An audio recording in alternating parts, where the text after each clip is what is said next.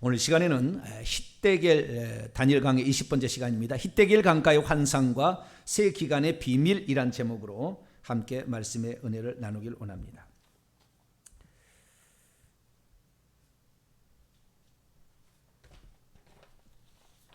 다니엘 강해가 드디어 오늘 마지막 시간입니다.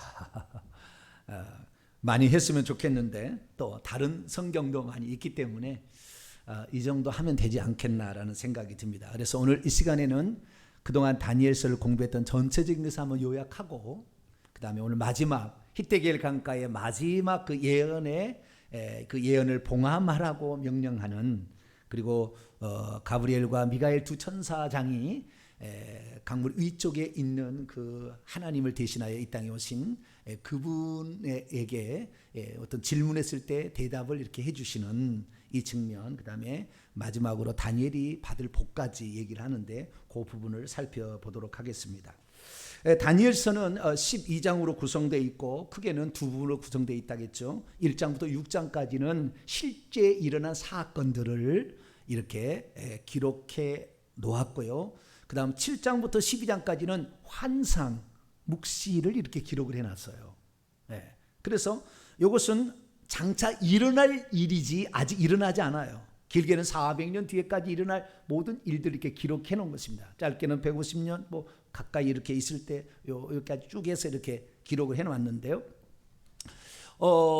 이 예언의 그래서 이 다니엘서를 우리는 어떻게 보냐면, 이 다니엘서를 예언서냐 또는 계시 묵시서냐.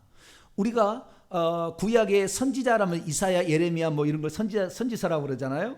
그러나 이 묵시서라고는 성경책이 한 권 있어요. 그 요한계시록입니다. 요한계시록은 계시서, 묵시서 이렇게 얘기를 해요. 구약에도 그런 내용이 좀 포함되어 있는 선지서들이 있긴 있습니다. 그러니까 선지자가 하는 말인데 그 말이 종말의 때에 어떤 일이 있고 악인과 선인의 싸움이 어떻게 이루어지고 주님이 오셔서 어떻게 그 마지막 결론을 낼 것인가 라는 것을 얘기한다면 묵시서라고 얘기를 하는 거예요. 이사야가 예언 가운데서 백성에게 죄를 회개할 걸 촉구하고 그들이 어떤 죄를 범하였는지 탄식하면서 얘기하고 오실 메시아가 이렇게 얘기한다면 이것은 예언서예요. 아시겠죠? 그러나 그 내용이 종말에 있어질 악과 선의 싸움, 거기에서 그리스도께서 개입하셔서 그 악한 자를 무찌르시고 환난을 통과한 또는 환난에 죽음당한 모든 자들에게 적절한 보상을 해주신다 라고 그 심판까지 얘기하고 있는 내용을 우리는 묵시서라고 얘기를 해요. 그래서 다니엘서는 우리가 아는 선지서예요. 구약은 선지서지만 이 종말에 관한 얘기가 계속해서 나오잖아요. 마지막 때 이렇게 나오고 있잖아요.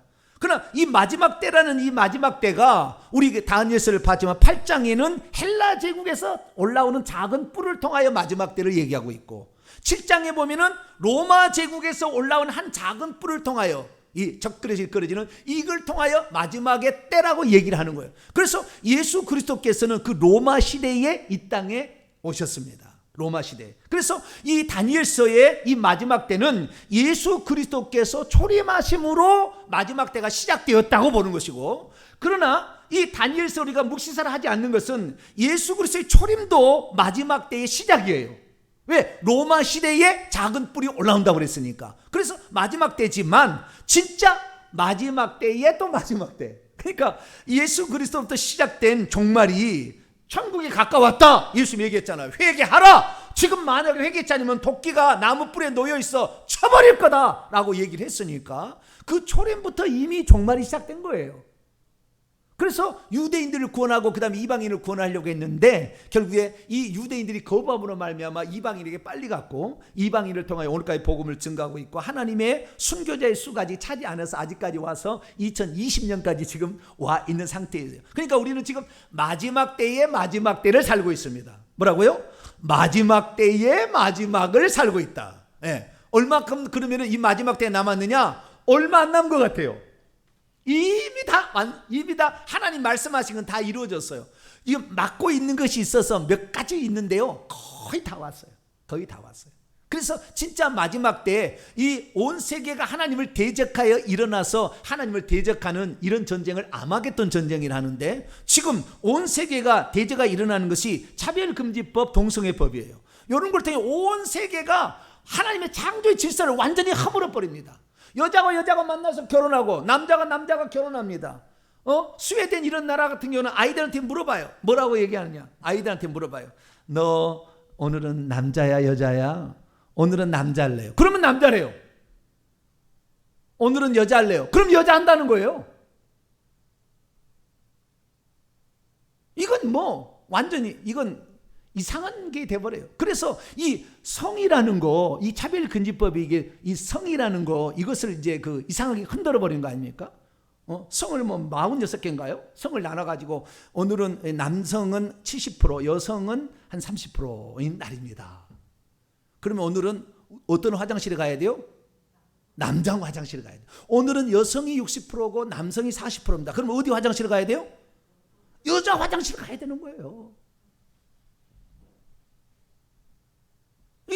완전히 이 부패 타락이 이 음란하고 우리가 우리 여기 회개 기도로 나오지만 음란, 중독, 그 다음에 쾌락 이런 것들이 난무하게 될 때 하나님께서는 소돔과 고모라 멸망시켰잖아요. 그 다음에 폼페이성 로마 제국을 멸망시켰잖아요.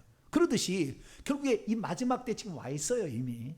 그래서 끝나가고 있다라는 사실을 알아서 마지막 때에 지금 마지막이 와 있다. 이미 와 있다고 보이고요. 전 세계가 이 동성애법 이런 것으로 퀴어 축제하면서 결국에 온 세상의 창조의 하나님을 없애버리고 구속의 하나님을 완전히 죄를 죄라고 말하지 못함으로 말미암아 구속의 하나님이 존재할 필요가 없게 만드는 것, 이것이 지금 아마겟돈 전쟁인 것이고 이것들이 더 강력하게 일어나서 이제 그리스도인들을 핍박해서 우리가 이번에 겪어자 이제 내일 모레까지입니다만은 예수 그리스도를 믿는 사람이 교회에서 기도하면 뭐 한다고요?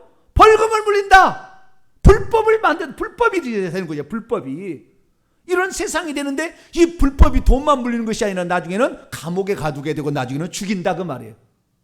그런 시대가 오게 되면 끝나는 거예요. 그런데 그런 시대가 머지 않았다. 왜? 지금 한국에도 벌써 2주 동안 예행 연습이 된 거잖아요.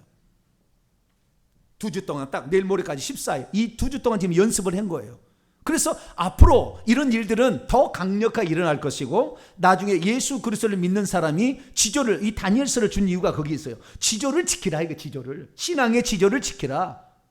너 기도하면 다니엘서 6장입니다. 너 기도하면 사자굴 속에 너를 집어넣겠다. 그 기독교인들을 그 하나님을 믿는 사람을 어떻게 할 수가 없어. 흠을 잡으려고 수많은 사람이 연구를 하는데 잡을 것이 없어. 오직 잡는 건 뭐예요? 그의 신앙 하나로 건드려서 그 신앙을 불법으로 만드는 거예요. 그래서 갈대아 술사들이 그걸 연구하다가 이 다니엘이 아침 점심 저녁으로 예루살렘에 향하는 창문을 열어놓고 기도하고 있는데 그래서 저것을 불법으로 만들어야 돼. 어떻게? 지금부터 30일 동안 왕위의 다른 신에게 누군가를 구하게 되면 그 사람을 사자굴 속에 넣읍시다. 그래 왕이 들을 때는 자기가 신처럼 되고 자기가 높은 사람이 되고 자기가 권력이 강화되니까 왕권 강화가 되니까 좋다고 했지. 그래서 도장을 꽉 찍었는데 나중에 보니까 다니엘을 암살하려는 다니엘을 제거하려는 모의였다 그 말이에요. 기독교인들이 제거하려는 모의였다 이렇게 판단할 수도 있어요. 지금은 아니겠지만 지금은 그런 의도에서 아니었었겠지만 이런 것이 차츰차츰 훈련이 되면 나중에는 그렇게 하는 거예요.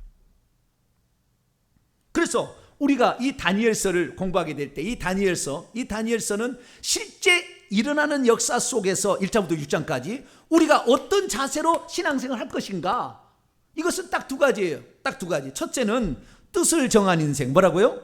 뜻을 정한 인생. 다 다니엘서 1장 봅니다. 두 번째는 지조 있는 신앙이에요. 뜻을 정한 인생, 지조 있는 신앙. 이것이 1장부터 6장의 요약입니다. 자, 1장 18절을 봐요. 1장 8절 봅니다. 시작. 다니엘은 뜻을 정하여 왕의 음식과 그가 마시는 포도주로 자기를 더럽히지 아니하리라고 자기를 더럽히지 아니하도록 환관장에게 구하니. 뜻을 정하여 마음을 딱 작정해서 나는 하나님의 말씀에 순종하고 살리라. 왜? 14살에서 16살 정도 추정되는 이 바벨론의 포로자 중에 유대인 중에 3명만을 추려낸 거 아닙니까? 그 많은 사람 중에. 그래서 왕이 그 똑똑한 사람을 각 나라의 속국에서 사람을 데려다가 볼모처럼 또는 그 사람을 등용함으로 그 백성들의 원성을 잠재우고 너희들도 너희들의 족속에 포로 온 사람이 이런 관직에 앉았다? 나는 이렇게 호혜가 많은 사람이야? 라고 이제 얘기를 하려고 그들을 뽑은 거예요. 그래서 뽑아가지고 이 훈련을 시켜서 이 훈련을 3년 동안 훈련을 시켜가지고 이게 통과된 사람만 이제 관직에 주는 겁니다. 그런데 이때에 왕이 그 특별한 선택받은 사람에게는 특별한 음식을 줬는데 왕이 먹는 음식을 줬는데 이 왕이 먹는 음식이 우상에 절한 음식도 나오고 피를 제거하고 음식을 먹으라고 하나님 그랬는데 피가 들어간 음식도 나올 수가 있다 그 말이에요. 그래서 다니엘은 이거 남들이 다 그렇게 먹잖아요. 지금 이방신 다른 다 먹잖아요. 그리고 내가 지금 바빌론에 와 있잖아. 이스라엘 산 것도 아니요. 그렇죠? 그러면 이 나라 법도가 이러니까 나는 이 법도를 지키리라. 그래도 누가 뭐라고 할 사람 없어요. 하나님께서도 뭐라고 할 사람 뭐라고 안 해. 왜? 그날의 법도에 그렇게 바빌론 포로 잡혀갔으니 그 민족으로 살아야 되니까 그 법도를 지켜야 될 거 아닙니까? 대한민국 왔으면 대한민국의 법도를 지키고 미국 왔으면 미국의 법도를 지켜야지. 어느 법도를 안 지켜요? 왕명이 있는데 우리가 14일 동안 이렇게 하지 마라 그러면 우리가 법도를 지켜야 되는 것처럼 그걸 얘기를 했다 그 말이에요. 그래서 이 다니엘은 그렇게 지켜도 아무 문제가 없는 건데 하나님의 뜻을 정했다는 거예요. 나는 하나님 말씀대로 살리라 이렇게 했다는 거예요. 할렐루야. 내가 어디에 잡혀가든 간에 나는 하나님만이 살아계신 분으로 믿고 설령 내가 이 세상의 왕을 섬긴다 할지라도 진짜 왕은 만왕의 왕 만주의 주인 하나님밖에 없다. 그렇기 때문에 나는 하나님 말씀을 세상의 법과 하나님 말씀이 충돌되면 나는 세상 법이 아니라 하나님 말씀을 순종한다 라는 결단을 냈다는 거예요. 누가 기뻐하겠어요 이것을요? 왕이 기뻐하겠어요? 환관장이 기뻐하겠어요? 하나님이 기뻐하네. 할렐루야. 하나님이 기뻐하시면은 하나님이 위험한 지경에서 건지고요. 왜? 이 2장에 보면 이제 그 느부갓네살이 꿈을 꾸잖아요. 꿈을 큰 신상에 가는 꿈을 꿉니다. 큰 신상에 가는 꿈을 꾸잖아요. 저쪽 왼쪽에 큰 신상에 가는 금머리에다가 은 가슴 두 팔, 그 다음 배와 넓적다리는 동, 그 다음에 두 다리와 발가락은 철이고 발가락은 철과 흙이고 이러한 그 신상에 가는 꿈을 꾸지 않습니까? 근데 이 꿈을 꿔가지고 그런데 이 꿈을 얘기를 안 하잖아요. 꿈부터 얘기해봐라 그래요. 내가 꿈을 얘기해봐라. 여러분 얘기하겠어요? 못하겠어요? 내가 꿈을 한번 얘기해봐라. 그러면 얘기할 사람 있어요? 없어요? 아무도 없어요. 아무도 없어. 그러니까 그 꿈을 하나님께서 꾸게 하신 이유는 뭐냐? 여러분 우리는 이걸 알아야 돼요. 우리가 하나님 앞에 믿음의 지조를 지키면 하나님은 어떻게 복을 줄까 연구를 하십니다. 어떻게 복을 줄까 이렇게 연구를 하시는데 우선 이 3년 동안 그 뜻을 정하여 왕의 명령보다도 하나님의 법도를 지키게 해달라고 요청을 해서 환관장이 도와줘서 어쨌든 간에 그것이 3년 동안 돼가지고 이 채식만 해도 얼굴이 더 건강해 보이면 이 음식 안 먹어도 되지 않겠느냐 지혜를 주셔가지고 결국에 3년을 통과해서 결국에 왕궁 자문위원이 됩니다. 그런데 그때 하나님께서 복을 주시는데 뭘 복을 주시느냐? 자 1장 17절 시작. 하나님이 이 네 소년에게 학문을 주시고 모든 서적을 깨닫게 하시고 지혜를 주셨으니 다니엘은 또 모든 환상과 꿈을 깨달아 알더라. 다니엘이 주도적으로 했잖아요. 다니엘의 세 친구 사드락 메삭 아벳느고는 보조적으로 했어요. 그랬더니 동시에 이 친구들에게는 첫째는 학문을 주셨다. 그러니까 여기 원문은요 책을 잘 읽고 통달하는 능력이에요. 아시겠죠? 그래서 바빌론과 모든 나라의 책을 통달하는 능력을 주시고 읽어도요 방금 읽은 것이 앞줄이 무엇인지 읽은지 모르는 사람이 많아. 책을 읽었는데 앞줄을 읽었어. 분명히 나 읽었는데 앞줄에 내가 뭔 내용인지 모르는 사람 있어요? 없어요? 한 장 넘으면 아예 생각이 안 나. 한 장 넘으면 아예 생각이 안 나는데 방금 내가 뭔 읽었더라? 이런 사람도 있다고요. 그런데 책을 읽으면 그것이 쏙쏙쏙쏙 들어오게 해주는 능력을 줬다 그 말이에요. 할렐루야. 그리고 얼마나 이 사람이 똑똑해지겠어요. 두 번째는 모든 서적, 이것은 분별력이 원문에 보면 분별력을 줬다는 분별력. 이것이 옳고 그름과 선과 악을 분별하는 분별력을 줬고 그 다음에 지혜도 줬죠. 지혜도. 이 감추인 것들을 잘 이렇게 정확히 풀어서 지식 속에 감추있는 모든 것들을 응용할 수 있는 놀라운 능력을 주셨. 이것은 공통을 준 거고, 다니엘에게는 환상과 꿈을 깨달아 알도록 주는 거예요. 뭐예요? 다니엘이 뜻을 정하여 그 일을 했으니까 하나님께서 이런 거 주는 거예요. 그러면은 이 꿈과 환상을 써먹을 날이 와야 복이 되는 거잖아요. 그러니까 일부러 느부갓네살의 꿈을 꾸게 해. 왜? 그 꿈을 해석할 사람이 아무도 없어야 되거든. 그리고 다니엘이 와서 딱 해주고 보면, 야, 너가 대단하다. 야, 너에게 상을 내리겠노라. 할렐루야. 그러니까 느부갓네살의 꿈을 꾼 이유는 어디에 있다고요? 다니엘에게 복을 주려고.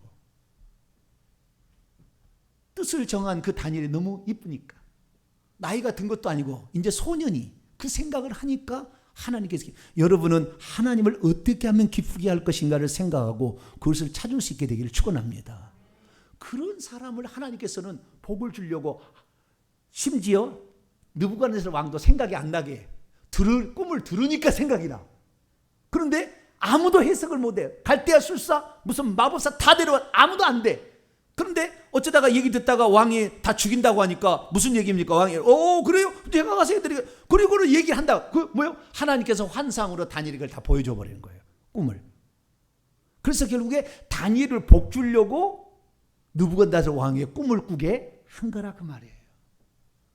우리는 이것을 금머리, 아까 얘기했습니다만은, 금은 바벨론, 은은 저기 배와 팔은 여기는 메대와 파사, 그 다음에 배와 넓적다리는 헬라 제국, 그 밑에 있는 로마, 열 발가락은 열뿔, 이렇게 지금 해석하는데, 이런 것들 맞기는 맞아요. 이건 7장에 나오는 거니까. 오른쪽에 이제 그 동물들이 그대로 나오지 않습니까? 그래서 7장에 우리가 네 짐승에 관한 환상을 보는데, 이 내용을 보게 되면 결국에 뭡니까? 하나님께서 인류의 역사를 이끌어 가시는 모든 것들을 얘기하실 뿐만 아니라 사실은 다니엘을 복주려고 꿈을 꾸게 한 거예요. 바벨론의 느부갓네살 왕을. 여러분이 하나님 앞에 이런 걸 잘하면 좋겠다는 것이고요. 그 다음에 두 번째는 1장부터 6장까지의 두 번째 핵심은 뭐냐면 지조를 지켜야 된다. 그러면 지조를. 자, 이 바벨론의 결국에 이 일로 말미암아 다니엘이 꿈을 꾸는데, 꿈을 꾸고 나서, 느부갓네살이 꿈을 꾸고 나서 이것을 해석을 하는데 모르니까 다니엘이 친구들에게 나를 위해서 기도해 다오라고 기도하면서 그 꿈을 알아가지고 바벨론 느부갓네살 얘기를 하잖아요. 그래서 그때에 다니엘이 나를 위해서 기도한 자들까지 관직을 달라 해가지고 그들도 관직을 주고, 다니엘도 결국에 나라의 총리 대신이 되는 그러한 직분이 올랐지 않습니까? 그게 올랐는데, 이것을 통하여서 우리가 알아야 될 사실은 뭐냐? 하나님께서 너에게 복을 주셨다면 너가 하나님을 섬길 것이냐 왕을 섬길 거냐 다시 질문이 던질 때는 너는 누구를 따라가야 된다? 그렇죠. 그것을 전제하고 준 거라. 이미 너무 싹이 예뻐서, 싹수가 좋아서 복을 줬어요. 복을 줬는데, 이 복을 준 것이 뭐요? 하나님을 영화롭게 하고, 정말 느부갓네살 왕이 결국 고백하잖아요. 당신이 믿는 하나님이 진짜 하나님이라. 메대왕 다리오도 당신이 믿는 다니엘, 당신이 믿는 하나님이 진짜 하나님이다 라고 얘기를 해서 하나님을 증거할 수 있는 역할을 감당하도록 그렇게 하려고 준 거 아니에요? 그런데 이 느부갓네살이 이제 신상을 만들고 절하라 그랬는데, 법도 다 절하니까 절하면 되겠죠. 그런데 사드락 메삭 아벳느고 3장이에요. 사드락 메삭 아벳느고는 절할 수 없다 이거예요.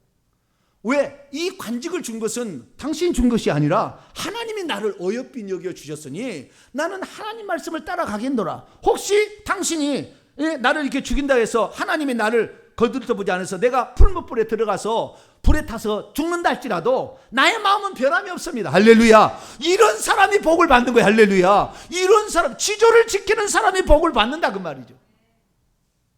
자기가 복을 받았으니까 이제는 내가 이런 사람이다 그래가지고 이 복을 안 놓치기 위해서 그냥 아부 떨고 왕에게 아부 떨고 왕이 시킨 대로, 그게 아니라 가장 두려워할 하나님은 전능하신 하늘에 계신 하나님. 할렐루야. 그렇게 나가야 된다. 이것이 3장 이야기예요. 그리고 4장 이야기는 이 느부갓네살 왕이 나중에 교만해져 가지고 나무에 대한 꿈을 꾸잖아요. 큰 나무에 막 새들이 막 날라들고 오는데, 나중에 밑동을 순찰자가, 천사가 날아오더니 밑동을 딱 잘라버리고 거기다는 이 동과 이런 철로 이렇게 딱 이게 새살을 묶어 놓잖아요. 그래서 이 기고만장했던 바벨론 왕이 결국에 하나님이 쳐서 7년 동안 그렇게 그 광인이 되어가지고 동물과 함께 사는, 그래서 자기 부인 아미티스 왕비, 거기에 남동생, 그것이 메대왕 다리오예요. 메대왕 다리오 불러다가 자기 아들에게 벨사살 왕에게 맡겼는데, 이 벨사살 왕이 3년 만에, 7년 동안 3년 만에 죽어요. 신하들에서 암살당해요. 그러니까 느부갓네살 왕의 부인 아미티스 왕비가 자기의 남동생을 불러와, 메대의 다리오 왕을. 그래가지고, 그러니까 메대와 바빌론이 예전에 이렇게 정략한 결혼을 한 거죠. 그래서 와가지고 잠깐 있다가 3년 뒤에 다시, 4년 뒤에 나라를 바벨론 느부갓네살이 정신이 돌아오니까 다시 죽어 나옵니다. 그런데 그와 같은 사실을 얘기하는 데가 거의 없어요. 역사적 사실인데 이렇게 얘기 안 해요. 저 밑에 나보니두스의 아들이 벨사살이라, 그래서 벨사살을 538년 곧대로 넘어가 버렸는데 그게 아니라 575년 고경의 이야기예요. 전혀 다른 이야기인데 그 제가 역사적 사실들을 연대기를 통해서 말씀을 드렸고요. 5장에는 그 벨사살 왕이 어떻게 쉽게 말해서 자기 아버지가 이 다니엘을 너무나 귀하게 보고 하니까 그게 미운 거죠. 그래서 왕이 되어서 어떻게 한직에 보내버렸습니다. 한직에, 다니엘을 한직에 보냈어요. 그리고는 저 유대인들을 능멸하겠다고 해서 자기 아버지가 성전 기명, 예루살렘 성전 기명을 가져온 것을 술을 먹다가 석회벽에 무슨 글자를 쓰는 바람에 손과 발이 사시나무 떨듯이 떨었다잖아요. 원문에 사시나무 떨듯이 떨다가 이게 뭐냐, 이걸 해석한 사람은 둘째 치리자를 삼으리라. 아무도 못해. 다니엘에 와서 그걸 딱 얘기를, 아미티스 왕비가 자기 아들 벨사살 얘기해 주거든요. 선왕 때 이런 사람이 있는데 왜 왕은 그를 버렸습니까? 그를 불러다가 물어보시라고. 그래서 다니엘에다 물어보니까 메네메네 데겔 우바르신, 세어보고 재어보고 재어봤더니 이 나라가 부족함이 되어서 두 동강이 될 거다. 이렇게 이 해석이 나와가지고 결국에 둘째 치리자가 된 게 5장 이야기고, 메대왕 다리오가 이제 잠시 동안 그 지배하게 될 때, 4년 동안 지배하게 될 때, 그때에 이 메대왕 다리오가 또 벨사살 왕을 섬겼던 이 다니엘을 데려다가 이 127도의 3명의 총리 가운데 한 사람을 세웠는데, 나머지 총리 2명이 자기는 옛날부터 메대왕 다리오를 섬겼던 본토베기 사람인데 이방 나라의 총리 대신에 쓴 것이 배가 아파. 그런데 너무나 현명하게 해서 너무나 잘 다스려. 그러니까 배가 아파 어떻게 할까 해서 다른 사람하고 궁리해가지고 30일 동안 왕위의 다른 셈이 신에게 전하면 이걸 없앱시다라는 법을 만들었다가 오히려 자기들이 이 사자굴 속에 던져져서 뼈가 으스러져서 가족까지 다 죽고 마는, 이런 이야기가 6장까지 이야기입니다. 그래서 1장부터 6장은 다른 게 아니라 뜻을 정한 인생과 지조 있는 신앙, 할렐루야. 이것이 우리의 삶에 필요하고, 이 결과는 결국에 하나님이 그를 높여주시고, 하나님이 그를 높은 관직에 올리시고, 하나님이 위험에서 지켜주시고, 할렐루야. 하나님께서 그들과 함께 하시니 이방 사람이 당신이 믿는 하나님의 집사람이라고 전도가 되어지는, 삶 속에서 전도를 할 수 있는 이런 모습을 보여주고 있다라는 것이 1장부터 6장까지 이야기였습니다. 7장부터는 우리가 이제 잘합니다. 네 짐승에 관한 이야기 7장에 나오죠. 그래서 이 네 짐승, 첫 번째 짐승은 사자, 두 번째, 첫 번째 짐승은 독수리 날개를 한 사자, 둘째는 새 갈빗대를 물고 있는 곰, 셋째 짐승은 머리가 내신 표범, 넷째 짐승은 아주 무섭게 생긴 이빨이 쇠이빨에다가 발에 이빨로 막 이게 이겨버리고 말이죠. 발로 눌러버리는 포악한 짐승. 이건데 이 짐승이 마지막 넷째 짐승은 10개 뿔이 있는데 3개 뿔이 빠지면서 1개 뿔이 올라와요.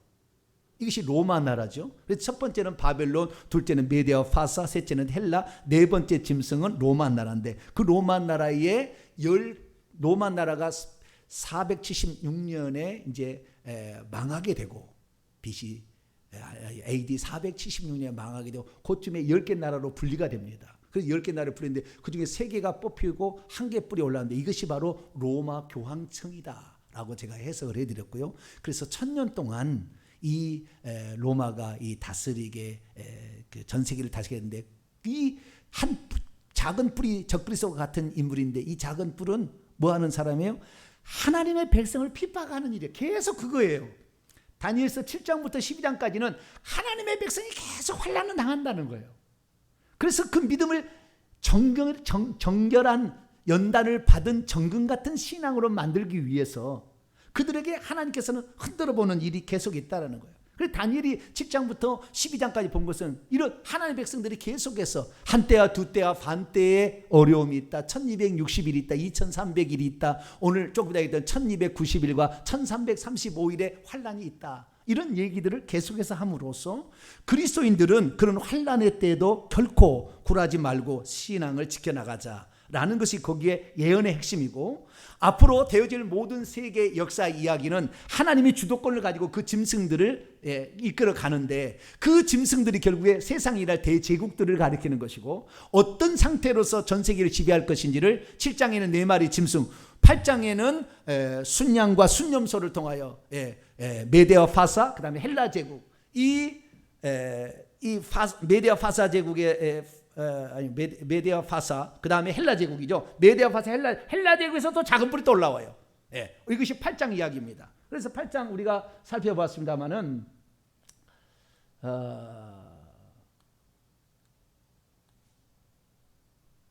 8장에 보면 이제 2300주야가 나와요. 7장에 우리가 7장에 보게 되면 네 짐승의 로마의 짐승은 이 그 한 작은 뿔이 한 때와 두 때와 반 때의 환란을 준다 그러잖아요. 그 환란을 준다는 것이 나오고, 그 다음에 8장에 가면은 이 2300주야 동안 이 고통을 받는다. 2300주야라고 얘기하므로 1150일이에요. 2300을 절반으로 나누면 주야를 하루로 친다고 한다면 2300주야가 1150일이에요. 1150일 동안 결국에 이 핍박을 받는다라는 그런 예언이었다라는 것이 이렇게 나오고, 그러니까 계속 하나님의 백성을 핍박한다는 겁니다. 9장에 가면 71회가 나오죠. 71회 환상이 나오는데, 그 71회도 결국에 여러 가지 해석들이 있고, 안식교에서 해석하는 거 뭐 여러 가지 해석이 있지만, 정확한 것은 여기도 나와 있습니다만은 BC 551년에 7일회가 시작이 되고, 그리고 그 다음에 느헤미야가 와서 성벽을 짓는 것이 그 다음에 7일회가 지난 거였다 얘기를 하고, 그리고 한 일회 동안에 7년이라고 일컬어지는 한 일회 동안의 핍박이 또 있다. 이것이 AD 68년에서 61년까지 폼페이우스 로마 장군에 의한 핍박이었다. 이것도 핍박으로 끝나거든요. 꼭 이렇게 끝납니다. 이것이 이제 9장의 얘기였고, 10장의 이야기가 오늘 우리가 이제 지난주 몇 주 전부터 이제 한 건데요. 이 10장, 11, 12장은 북방왕과 남방왕, 헬라 제국의 셀류커스 왕조 북방왕과 프톨레미 왕조의 남방왕의 치열한 싸움, 150년 동안의 치열한 싸움인데 치고받고 싸우잖아요. 근데 그 중에서 북방왕 제8대 왕 안디오코스 에피파네스가 또 하나님의 백성을 또 핍박하는 거예요. 그러니까 꼭 그렇게 나가는 거예요. 요한계시를 보게 되면 하나님의 백성들이 13장에 가면은 핍박을 당해요. 그 두 마리 짐승에 의해서 핍박을 당합니다. 그 두 마리 짐승과 여자의 관계를 17장, 18장에 또 얘기하는데, 이들이 반드시 하나님은 이 그리스도께서 오심으로 말미암아 그 적그리스도 세력, 짐승의 세력을 멸망시키고 재림하신다. 그리고서 그 다음에 그 고난을 이겼던 자들 순교자들에게 상을 주신다라는 얘기가 똑같이 다니엘서도 그 패턴을 유지하고 있습니다. 그래서 다니엘이 봤던 7장, 8장, 9장, 10, 11, 12장에 일거든 이 네 가지 계시와 이 환상은 결국에 장차 되어질 일인데, 하나님의 백성을 핍박하는 세력이 꼭 있다. 꼭 있다. 어느 하나님이 정한 기간에 핍박하는 세력이 있다라는 것을 말해주므로, 너희들은 반드시 환난의 때를 준비해야 된다. 죽을 각오를 하고 믿음을 가져라 라는 것을 이 암시를 해주고 있는 거죠. 그래서 오늘 우리들도 이제 그 마지막 때 환난의 핍박의 때를 지금 우리가 살아가고 있는 것이고, 그 현장을 조금씩 지금 경험을 하고 있는 것입니다. 앞으로 더 심한 것이 오게 될 거예요. 그때 여러분의 그때 신앙은 그때 빛이 나야 됩니다. 할렐루야. 좋을 때 일은 다 뭐 아무 문제 없는데, 하나님의 법과 세상법이 충돌할 때 얻은 것을 따라갈 거냐는 거죠. 우리는 하나님의 법이 위에 있는 줄 알고 죽으면 죽으리라고 갈 수 있는 복된 성도가 되기를 축원합니다. 그래서 12장까지 왔습니다. 12장은 이제 4절부터 13절까지 결론 부분이죠. 히데겔 강가, 티그라스 강이죠. 티그리스 강에 왔던, 거기에서 보았던 환상에 관하여 결론의 말입니다. 자, 10장을 넘어가서 잠깐 보도록 하죠. 4절 보겠습니다. 4절 6절까지 읽습니다. 시작. 첫째 달 24일에 내가 히데겔이라는 큰 강가에 있었는데, 누가 있어요? 내가, 다니엘이 있었는데, 시작. 그때 내가 눈을 들어본 즉 한 사람이 세마포 옷을 입었고 허리에는 우바스 숭금띠를 띠었지요. 또 그의 몸은 황옥 같고 그의 얼굴은 번갯빛 같고 그의 눈은 타오르는 횃불 같고 그의 팔과 발은 빛난 놋과 같고 그의 말소리는 많은 물소리와 같더라. 요한계시록 1장에 나와 있는 그 모습, 에스겔서 1장에 나와 있는 그 하나님의 모습, 인자 같으니 일찍 죽음을 다 어린 양으로 표현되는 그 한 분 하나님에 관한 묘사. 그래서 이 히데겔 강가에서 본 강물 위에 공중에 떠 있었어요. 저쪽에서 물이 이렇게 흘러내리잖아요. 상류에서 하루로 물을 내렸는데 저 상류 쪽에 그 강 위에 그 예수님께서, 그러니까 구약으로 치면, 신약으로 치면 예수님인 거죠. 한 분 하나님이 사람의 모양을 하고 나타나는 거예요. 세마포, 흰 세마포 옷을 입고 정금 로 되는 우바스 띠를 딱 띠고 말이죠. 딱 나타난 거예요. 그것을 이 두 천사가 강 왼편과 오른편에서 보고서 이제 장차 되어질 일들을 얘기를 합니다. 얘기를 하는 거예요. 주님은 가만히 있고 얘기를 하는 거예요. 그래서 나중에 이제 결론적으로 이 두 천사와 그다음에 예수님과의 대화를 통해서 마지막 끝은 이렇게 예언이 돼 있는 이 예언이 언제 끝납니까? 언제 끝납니까? 라는 그 끝에 관한 이야기를 서로 주고받은 이야기가 결론으로 끝납니다. 그리고 그 이야기를 주고받을 때에 우리가 어느 때까지 그 기간이 갈 것인지 1290일과 1335일, 앞에 1260일이 있었어요. 그래서 1260일, 1290일, 그 다음에 1335일에 대한 그 이야기를 해주고, 이 끝날 때까지 믿음을 잘 지켜야 결국에 하늘에 정금같이 빛나는 신앙이 되고 별처럼 빛나는 신앙이 된다라는 것으로 결론을 맺고 있습니다. 자, 12장으로 넘어옵니다. 4절입니다. 다니엘아, 마지막 때까지 이 말을 간수하라. 이 말이라는 것은 이 말들이죠. 10장부터 시작된 히데겔 강가에 하는 건데, 지금 이 다니엘아라고 말하고 있는 사람은 누구죠? 말하고 있는 존재는 가브리엘 천사가 얘기하고 있는 거예요. 지금 계속 연장성산에 가브리엘 천사가 말하는 거예요. 다니엘아, 마지막 때까지 이 말을 간수하고 이 글을 봉함하라. 많은 사람이 빨리 왕래하며 지식이 더하리라. 자, 여기에 빨리 왕래하며 빨리를 지우세요. 빨리란 말이 없어요. 성경에 없는 건데, 그래서 이 빨리 왕래하며 지식이 더하리라는 이 다니엘서 12장 4절을 가지고 엄청난 많은 사람이 설교를 했어요.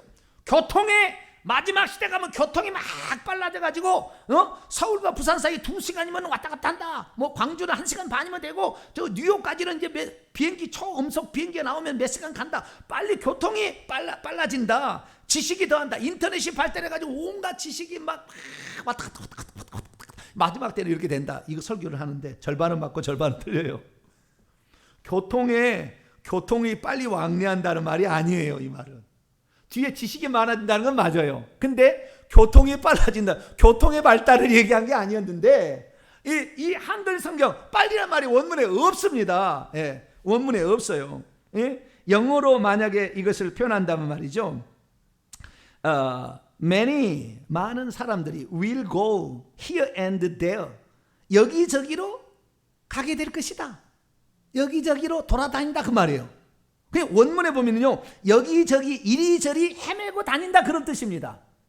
그럼 여기저기 헤매고 다닌다는 것이 무엇일까요? 지식은 엄청 많아지지만 왜 여기저기 헤매고 다닐까요? 참 지식이 없으니까 그러겠죠. 마지막 때가 되면은 지식은 엄청난데 정작 이 홍수에 마실 물이 없다고. 지금처럼 지식이 발달되고 어때요? 이 핸드폰만 있으면 모든 정보를 다 잃어버리는데, 그러니까 그렇게 배워도 도덕적으로 선한 사람은 안 나오대. 희한하게 지식은 엄청 많아졌어. 그런데 이 엄청난 지금 인터넷에 보면 이 설교의 말씀을 얼마나 많이 들을 수 있어요. 그런데 참 진리의 지식 그걸 찾기가 쉽지 않다니까요. 자기가 듣고 싶은 것만 들어버려요. 그러니까 환난전 휴거를 따른 사람은 환난전 휴거만 계속 쫓아가. 그리고 자기가 자기를 지지해주는 말을 해준 사람을 그분이 옳다고 얘기해. 성경 원문은 뭐라고 돼 있는지 봐야지. 교회사적으로 어떻게 해석했는지를 봐야지. 예수님 뭐라고 얘기했는지를 봐야죠. 상관없어. 자기가 원하는 대로. 나는 이 세상 너무 힘들어. 빨리 그냥 환란이 그냥 뭐지 후딱 올라가야 되겠어. 그냥 세상 가족이 필요 없어. 그냥 세상 도피하려고 환란전 휴거를 믿는 겁니다. 이 세상 살기 힘드니까. 여러분 이 세상 살기 힘들어서 빨리 가려고 하는 거 그것이 사탄이 쓰는 방법이에요. 내일 우리의 지구의 종말이 온다 할지라도 오늘 나의 사명을 완수해야지요. 네? 도피적인 그런 생각을 가져가지고 어떻게 환난 핍박을 나중에 이겨내겠습니까? 사탄 다 속에서 결국에 환난 오면 다 부인하게 만들려고 하는 속셈입니다. 우리는 환난을 이겨야 돼요. 자, 성경 말씀을 한번 볼까요? 아모스 8장 뒤쪽으로 넘어서요. 호세 아모스 8장 11절로 12절입니다. 마지막 때가 되면은 마지막 때까지 보감하라 그랬는데 마지막 때가 어떤 때냐 이거예요. 어떤 때냐. 11절로 12절. 아모스 선지자가 정확히 얘기했습니다. 시작. 주 여호와의 말씀이니라. 보라 날이 이를지라 내가 기근을 땅에 보내리니 양식이 없어 주림이 아니며 물이 없어 가람이 아니요 여호와의 말씀을 듣지 못한 기갈이라. 사람이 이 바다에서 저 바다까지 북쪽에서 동쪽까지 비틀거리며 여호와의 말씀을 구하려고 돌아다녀도 얻지 못하리라. 이게 이 말이에요. 이리저리 마지막 때는 이리저리 진짜 말씀을 찾으려고 돌아다니지만 말씀을 찾기가 어려운 시대가 되는 거예요. 너무 많은 홍수니까 옥석을 구별하기가 어려워 시대가 된다 그 말이에요. 지식이 너무 많아가지고 옥석을 구별하기 어렵다 그 말이에요. 여러분들은 이 어떤 성경의 성령, 여러분 죄를 회개 많이 하셔야 돼요. 죄를 회개해서 깨끗해야만이 성령의 역사에서 진리가, 성령은 요한복음 15, 14, 15, 16을 보면 진리의 영이에요. 진리의 성령이 오시면 그가 나를 진리 가운데로 인도하시는 거예요. 진리의 성령, 그 성령은 거룩한 영이기 때문에 더러운 것이 역사하지 않아요. 욕심과 돈과 음란과 명예에 자기 지위에 취해버리면 하나님이 성경을 깨닫게 해주지 않으세요. 깨닫게 해주지 않으세요. 그래서 우리는 말세되면은 지금이 말세다가 알아야 돼요. 왜? 지식은 홍수처럼 많으나 진리를 찾기 어려운 시대잖아요, 사실은. 그게요. 그때까지 이것을 봉함하라. 그러면 왜 이 말을 간수하라는 말은 지키라는 말이고 봉함하라는 말은 딱 이렇게 딱 묶어 이렇게 두어서 이렇게 하라는 거예요. 그럼 왜 그랬을까? 이 말을 훼손할 세력이 계속 있기 때문에 그래요. 이 말씀을 뭐요? 훼손하려고 누군가가 거짓말로 막 만들고 이걸 가르다가 그러니까 차라리 봉합해버려요. 봉합해버려야 이것을 훼손하지 아니하고 거짓 것이 없다 그 말이에요. 왜? 그때가 지나 말세가 되었어야 비로소 뚜껑이 열려야 이 말은 이 말을 하려고 했구나 그래야 되는데 아직 그때가 안 됐는데 막 여러 가지 막 해석을 하니까 이런 해석 저런 해석이 나오니까 이것이 맞나 저것이 맞나 이러다 보니까 하나님 말씀이 훼손이 된다 그 말이에요. 그러니까 차라리 이것을 간직해서 이게 놔두라. 그래서 시간이 지나면은 이 말은 이 말의 의미였구나라고 알게 된다는 거예요. 그래서 이 말을 남들이 못 보게 하라 그 말이 아니라 이 말을 진짜 순수하게 지켜지도록 하기 위해서. 그래서 다니엘은 이 말을 두고 즉시 성경을 쓴 거예요. 이 다니엘서를 1장부터 12장까지. 왜? 이것을 가장 잘 보관하는 것은 구전으로 전했다가는 지 마음대로 해석할 거거든요. 지 마음대로 막 할 거니까. 그래서 이것을 다니엘서를 직접적으로 심지어 다니엘서 4장을 보게 되면 다니엘서 4장은 느부갓네살의 고백이에요. 다니엘이 쓴 게 아니라고. 느부갓네살의 고백을 그대로 옮겨 적어놓은 거예요. 그대로 왜? 그대로 보관하려고. 그대로 이게 정확히 전해지려고. 그리고 우리는 하나님 말씀을 있는 그대로 누군가에 전하기 위해서 몸부림을 쳐야 돼요. 남 마음대로 막 해석해서 막 잘못되면 안 돼요. 그래서 있는 그대로 해석하는 게 좋고 어떤 것은 해석이 안 되는 것은 잠깐 놔둬야 돼. 시간이 돼야 해석이 될 거거든. 예. 그런데 그까지 막 해석하려고 몸부림쳐서 좀 이따 얘기하겠습니다만 1290일, 1335일 이런 거다 막 해석을 해. 그런데 그것이 무슨 말인지 지금까지 사실 알 수 없습니다. 제가 다 조사해봤죠. 알 수 없어요. 알 수 없어요. 알 수 없는 것은 시간이 지나봐야 알아. 아시겠죠? 차라리 봉합해놓은 게 나아. 그것을 가지고 끝들여서 거짓말로 억지로 해석을 해가지고 남 헷갈리게 하지 말고 차라리 그건 그때가 지나보면 압니다 라고 얘기하는 게 더 낫는 거예요. 그래서 이 봉함하라 지키라 이렇게 얘기했다는 거예요. 5절부터 7절까지는 이제 다니엘이 두 사람과 예수님께서 예수님과 나누는 대화를 기록하고 있는데요. 나 다니엘이 본즉 다른 두 사람이 가브리엘과 미가엘이죠. 강 이쪽 편 저쪽 편이 있죠. 하나는 강 이쪽 언덕에 있고 하나는 저쪽에 언덕에 섰는데 그 중에 하나 가브리엘이나 미가엘 중에 하나겠죠. 세마포 옷을 입은 자, 이게 바로 뭐요? 지금 이제 장차 오실 그리스도죠. 장차 이제 이 땅에 오실 하나님이십니다. 그리스도를 향하여 강물 위쪽에 세마포 옷을 입은 자 곧 강물 위쪽에 지금 높이 공중에 떠 있어요. 달을 향하여 이 놀라운 일의 끝이 천사도 궁금한가 봐요. 네? 그 마지막 때가 진짜 언제입니까? 네. 여러분 마지막 때 어떤 시간의 계산은 여러분 절대 하지 마세요. 그건 하나님의 권한에 달려 있어요. 왜냐하면 예수님이 그 얘기를 합니다. 자, 7절 읽습니다. 시작. 내가 들은즉 그 세마포 옷을 입고 강물 위쪽에 있는 자가 자기의 좌우 손을 들어 하늘을 향하여 영원히 살아계시는 이를 향하여 가리켜 맹세하여 이르되 반드시 한때와 두 때와 반 때를 지나서 성도들의 권세가 다 깨지기까지니 그렇게 되면 이 모든 일이 다 끝나리라. 이 다니엘서 7장에 나오는 거예요. 네 번째 짐승 로마 그 이빨이 무서운 그 짐승 있잖아요. 10불에 나오는 그때의 핍박한 기간이 한때와 두때와 반때입니다. 한때와 두때와 반때요. 한때와 두때와 반때는 3년 반. 그걸 말하는 게 아니에요. 3년 반은 물론 그것도 말하는 것도 맞기는 맞지만 순전히 상징적이에요. 왜? 요한계시록에 한때와 두때와 반때가 똑같이 나와요. 똑같이 나오는데 순전히 상징적인 기간이에요. 한때와 두때와 반때는 뭐냐면 3년 반이에요. 그 7년의 절반이잖아요. 한 일의 절반이에요. 똑같은 말이에요. 1260일 42단 1260일 42달 한때와 두때와 반때 3년 반인데 이것은 7년이라는 완전한 기간에 대한 절반입니다.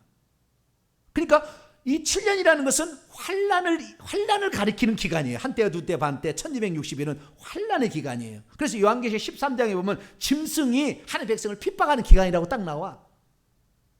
요한계시 11장에 보면은 이 이방인의 때락에서 그 성전을 하나님의 교회를 짓밟는 기간이라고 딱 나와. 그러니까 환란의 기간을 지칭하는 표현이에요. 그런데 왜 7년이나 하지 아니하고 한때와 두때 반때 3년 반이라고 얘기하느냐? 그만큼 하나님이 환란의 기간을 줄여준다 그 말이에요.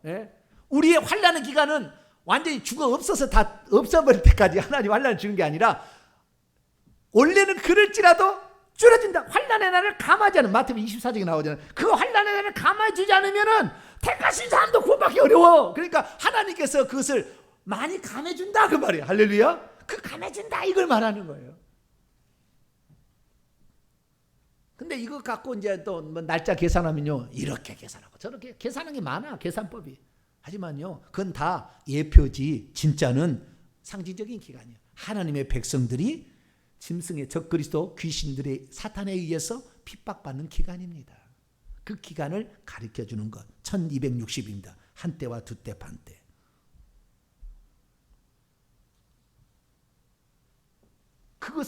그런데 이것은 뭐예요? 주님이 그랬잖아요. 지금 하늘에서 오신 분이 장차 이제 그리스도로 오실 분이시잖아요. 그분이 하늘을 맹세하여 그 마지막 때가 언제입니까? 그랬더니 뭐라고요? 한때와 두때와 자기의 좌우손을 들어서 하늘을 향하여 영원히 살아계시는 이를 맹세하고. 왜?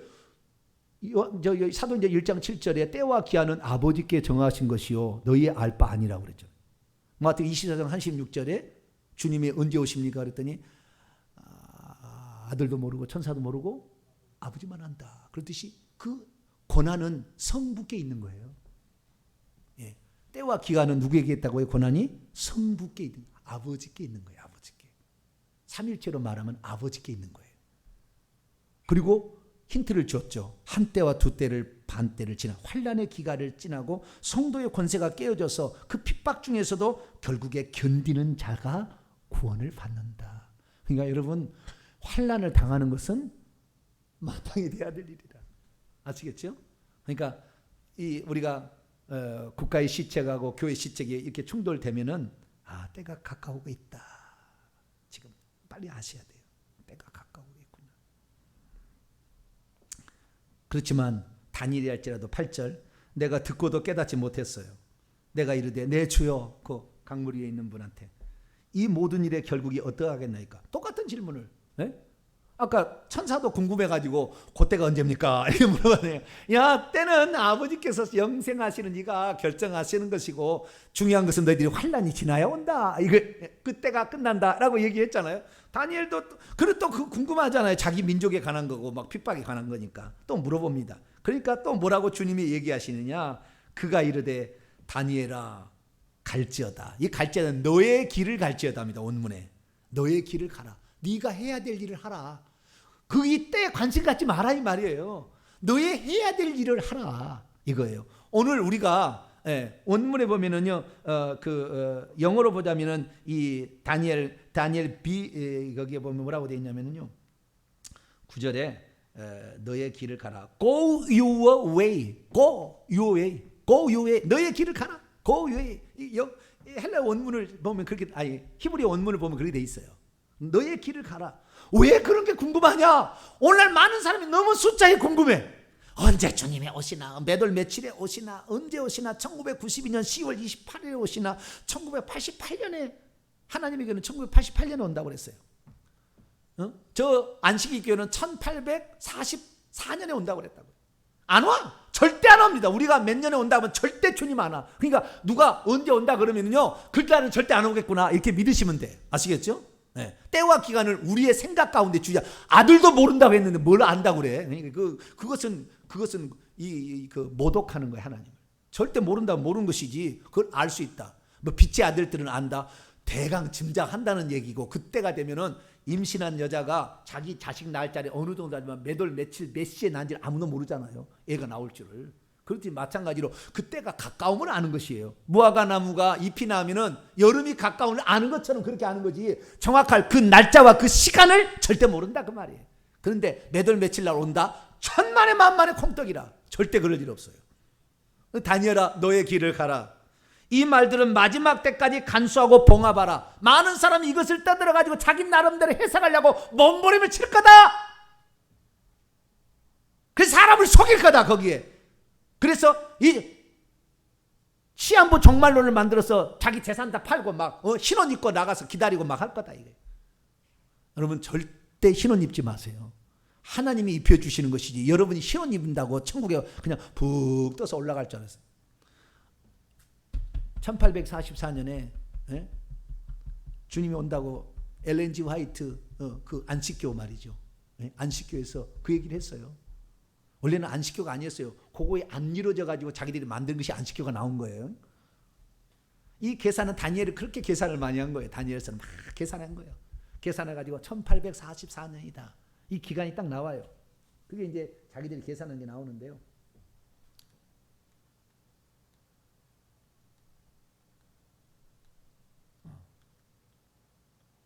여기에 보시게 되면은 요 위에가 이제 안식교에서 말하는 거예요. 여러분의 교재에 있습니다. 538년에 새 뿔이 10뿔 가운데 새 뿔이 뽑히면서 그 다음에 교환권이 시작이 됩니다. 이건 맞는 이야기일 가능성이 매우 높아요. 이 안식교 이야기 다 틀린 게 아닙니다. 어느 것은 맞는 것도 있어요. 그래서 이 한 때와 두 때와 반 때 3년 반 1260일을 하루를 1년으로 계산하는 법에 따르면 1260년이 되잖아요. 그래서 이 AD 538년에서 1260년을 더하면 1798년이 나와요. 1798년에 교황이 왕에 의해서 죽임을 당합니다. 그래서 교황권의 힘을 잃어가는 거예요. 그래서 1260년이 맞다 이렇게 얘기를 하는 거예요. 그리고 그 다음에 다시 30일을 더하면 1290일입니다. 좀 이따 얘기하겠습니다. 자, 어디에냐면 지금 11절 얘기하는 거예요. 11절 한번 읽읍시다. 시작. 매일 드리는 제사를 폐하며 멸망해야 할 가정을 세울 때부터 1290일을 지낼 것이다. 1290일은 1260일 더하기 30일이에요.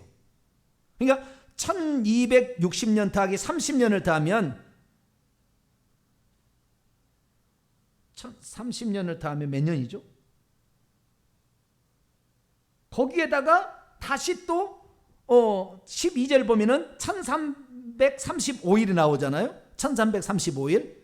1335일은 1290일에다가 45일을 더 더한 겁니다. 그러니까 1260일에서 75일을 더하게 되면 1335일인데 75년을 더했더니 1843년이 나와요. 1843년이. 그래가지고 1843년에 끝나게 되면 이제 주님이 재림한다. 1844년인데 1844년에 주님 와요, 안 와요? 1년에 오차가 있었어요. 그래서 자기들끼리도 막 싸웠어요. 왜 1843년이지 43년이 되는데 이건 계산 잘못이다. 뭐 3개월이 이쪽다 막 자기들끼리 또 막 싸우고 막 해가지고 좌우지간 이날은 같은 거다 이렇게 또 해석을 했어요. 좌우지간 그렇게 하는데 올까요, 안 올까요? 절대 안 오지. 절대 안 오지. 이건 다 뭐예요? 상징적인 기간이라 그 말이에요. 상징적인 기간이라 그 말이에요. 이 땅에 그런 예표가 있긴 있겠죠. 몇 번의 예표가 나타나겠지만 그건 아니라 그것은 예표예요. 그건 예행연습이지 진짜는 상징적 기간이에요. 그건 주님의 때를 알 수가 없어요. 환난의 기간이 얼마나 될지 어떻게 아냐 그 말이에요. 몰라는 거예요. 그래서 7년은 하는 완전한 기간 아니고 쭉 하나님이 줄여준다 그 말이에요. 쭉 줄여준다. 네. 그런 기간이에요. 자, 그래서 다시 9절로 들어옵니다. 다니엘아 갈지어다. 다니엘아 너의 길을 가라. 너의 할 일을 하라. 이 말을 마지막 때까지 간수하고 봉합해라. 많은 사람이 억지로 해석하려고 할 거다. 나 그렇게 때가 되면 알게 될 건데 10절이 중요합니다. 읽습니다. 시작. 많은 사람이 연단을 받아 스스로 정결하게 하며 희귀할 것이나 악한 사람은 악을 행하리니 악한 자는 아무것도 깨닫지 못하되 오직 지혜 있는 자는 깨달으리로다. 많은 사람이 연단을 받아 그러니까 그 재련소에 가서 재련되듯이 이런 환난과 핍박을 통해서 정결함을 얻고 희귀하는데 이런 사람들은 결국에 구원을 얻을 것이고 그래서 거기에서 자기의 죄를 회개한 사람이 이 비밀을 깨닫고 지혜 있는 자가 그걸 깨닫지만 악한 사람들은 절대 해석이 안 될 거라는 거예요. 이게 왜? 자기의 욕심 종말론을 만들어서 사람의 돈을 끌어먹기 하고 자우자 무슨 목적이 있어서 이렇게 하면은 절대 안 맞을 거라는 거예요. 그러니까 누가 무슨 재림의 날짜 얘기한다면은 그 따라가려고 말아요? 절대 따라가지 마세요. 네, 하나님의 권한에 아버지의 권한에 속해 있는 것이다. 그러나 환난은 반드시 있다. 그런 거예요. 그래서 1260일 3년 반, 한때와 두때 반때 기간은 반드시 지나야 된다. 그리고 30일이 더 지난 사람은 복이 있다. 왜? 그 환난에도 불구하고 정련되던 신앙으로서 그때 순교에도 복이 있지만 그때 믿음을 잘 지켜서 하나님의 지키심과 보호하심으로 말미암아 보호된 사람도 복이 있다 그 말이에요. 30일을 더 더함으로 그 기간을 통과한 사람도 복이 있다. 근데 그 30일이 왜 30일인지는 알 수는 없죠. 자, 요한계시록 11장을 볼까요? 12장을 봅시다. 12장. 13절 14절을 보겠습니다. 13절과 14절. 한때와 두때와 반때 1260일. 13절을 보기 전에 6절을 보고 13절 14절 읽습니다. 시작. 여자가 광야로 도망하며 거기서 1260일 동안 그를 양육하기 위하여 하나님께서 예비하신 것이 있더라. 13, 14 용이 자기가 땅으로 내어 쫓긴 것을 보고 남자를 낳은 여자를 박해하는지라. 그 여자가 큰 독수리의 두 나귀를 받아 광야 자기 곳으로 날아가 거기서 그 뱀의 낯을 피하여 한때와 두때와 반때를 지내리라. 여자 여기는 하나님의 백성들을 산출하는 모체인데 첫 열매는 아들은 누구예요? 예수 그리스도. 그래서 이 여자가 낳은 첫째 아들 이건 남자 아이인데 이건 예수 그리스도. 이 남자 아이를 하나님이 데려가요. 5절에 보면은 그 만국을 다스릴 그 예수 그리스도 그분을 하나님 보좌로 데려간 다음부터 13절 남자를 낳은 여자를 박해해서 한때와 두때 반때니까 예수 그리스도께서 승천 후 재림 때까지의 기간이 한때와 두때와 반때예요. 상징적인 기간. 환난의 때. 그때도 환난을 당했잖아요. 예수 그리스도를 믿는 그때 얼마나 환난 많이 당했습니까? 우리나라는 일제 시대에 얼마나 환난을 많이 당했습니까? 네.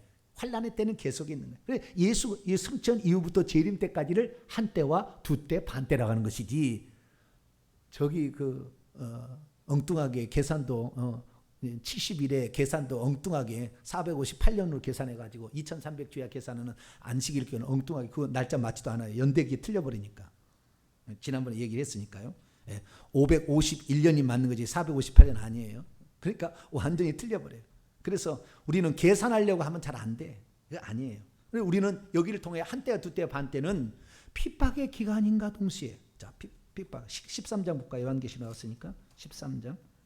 이것이 지금은 여자를 양육하는 기간이라 했잖아요. 광야에 자기가 피난처에 가가지고. 근데 13장에 가면은 그 짐승이 핍박에서 죽은 기간이 5절입니다. 요한 13장 5절 읽습니다. 시작. 또 짐승이 과장되고 신성모독하는 말을 입을 받고 또 42달 동안 일하는 권세를 받으리라. 몇 달 동안? 42달. 이것이 1260일 3년 반입니다. 11장 2절에도 성전 바깥마당은 측량하지 말고 그냥 두라. 이것은 이방인에 주었은즉 그들이 거룩한 성을 42달 하나님의 교회를 42달 동안 핍박하는. 그래서 예수 그리스도께서 오셔서 성령 강림으로 교회가 생겼으니까 42달은 주님이 재림 때까지 그 기간을 상징적으로 표현하는 거예요. 그래서 한 일에만 남았다는 것은 뭐냐? 한 일에는 7년인데 예수님이 공생에 3년 반을 사셨고요. 3년 반은 주님 오시 재림할 때까지 기간이. 그래서 7년으로 딱 완성이 되는 겁니다. 그래서 우리 주님이 오실 때까지 환난의 기간을 어떤 사람은 보호를 받기도 하고 어떤 사람은 환난을 받기도 한데 그 1260일이 지나서 다시 30일이 지난 1290일까지 살아남은다는 보호받았다는 거잖아요. 복이 있다가 이게 복이 있다. 그리고 다시 45일 또 무슨 목적이 있겠죠. 그건 지나봐야 알아. 30일이 왜 필요했는지 45일이 왜 더 추가했는지는 아직까지 해석이 나는데 얼마나 이 안식교는 웃기냐면요. 538년부터 1260일이라 계산해 놓고는 1290일 30일을 계산을 그 다음으로 계산한 것이 아니라 앞으로 땡겨서 30년을 땡겨서 AD 508년으로 계산을 해. 앞으로 땡겨가지고 이런 엉뚱한 계산하고 이게 왜 그렇게 뭘 맞추려고 자기들이 생각하는 것만 맞추기 위해서 뒤로 가야 되잖아요. 1260일이 지나서 30일이 더 가서 1290일이라 되는데 1260일을 맞춰놓고 1290일을 뭐 안 맞아요. 뒤에 30년 뒤에 뭐가 없어. 아무것도 없으니까 1335일하고 맞추고 30일 뒤에 30년 뒤에 아무것도 없으니까 앞으로 30년을 땡겨서 508년에 미운 물건을 세운 때다 해서 엉뚱하게 해석을 해놓는다고 말해요. 이것이 바로 안식교예요. SOS TV 좋아하지 마세요. 그래서 속는 거예요 다. 이것은 지나가야 하는 거예요. 너의 길을 가라. 13절입니다. 너는 가서 마지막을 기다리라. 마지막을 기다려. 너는 기다려야 되지. 네가 계산할 일이 아니다. 이거. 그래서 봉함해라 차라리. 이는 내가 평안히 쉬다가 끝날에는 내 몫을 두려. 너가 이 사명을 잘 완수하게 되면 너의 할당된 천국의 복이 있으니 너의 길을 가서 너가 해야 될 일, 우리 교회가 할 일, 회개 천국 복음을 전하고 할렐루야. 주의 종을 통해서 기도하면서 이 땅에 주의 종들을 가르쳐서 올바른 진리 가운데로 세워야 될 그 사명을 우리에게 주셨으니까 그 사명을 완수하기 위해서 저 여러분이 협력한다면 하늘에서 놀라운 상이 다니엘이 기다리고 있었던 것처럼 저와 여러분에게 기다리고 있을 줄로 믿습니다. 거룩하신 하나님 감사합니다. 다니엘을 통하여 뜻을 정하고 지조 있는 믿음을 지키며 때의 시기를 계산할 것이 아니라 성도는 환난을 반드시 통과한다는 것을 통하여 우리가 환난을 잘 준비하면서 끝까지 믿음을 지키고 나의 갈 길을 잘 갈 수 있도록 도와주옵소서. 우리 주 예수 그리스도의 이름으로 기도하옵나이다.